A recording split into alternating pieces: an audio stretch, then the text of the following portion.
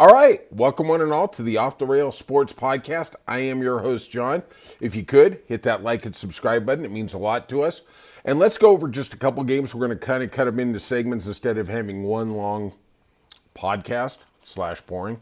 Let's talk about the big game of the day, one of the big games of the day. Dallas 40, New York Giants 37. And Aubrey, the field goal kicker for the Cowboys, ended the Prescott-Wilson duel with a walk-off field goal in overtime.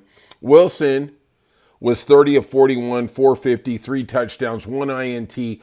And this was Russell. This was Russell Wilson personified. He led an incredible fourth quarter. In overtime, when they were driving to get the winning field goal, Russ did the same thing he did in Pittsburgh. He threw an interception that basically sealed the deal. Dallas came back down the field, kicked the walk-off field goal. Sorry, not sorry. The Giants are 0-2.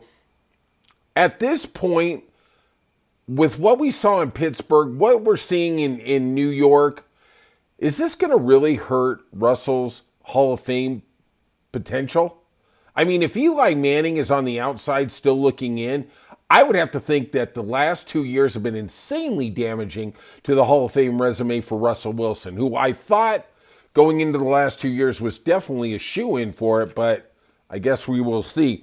Prescott, very efficient, 38 of 52, 361, 2 touchdowns and INT, leading the final drive in overtime after Russell threw the interception that basically turned the whole fortunes of the game around. Let's get to the next game we're going to talk about. Cincinnati Bengals 31, Jacksonville 27. Couple quick observations. Last year, the Bengals started 0-2. They rallied. This year, they're starting 2-0. Now Joe Burrow is hurt. He got hurt in the first half. They say it is turf toe. It may require surgery. He came back out from the locker room. And if I am a Cincinnati fan, I would rather take 0-2 with Joe Burrow than 2-0. I understand. Record's record. I get it.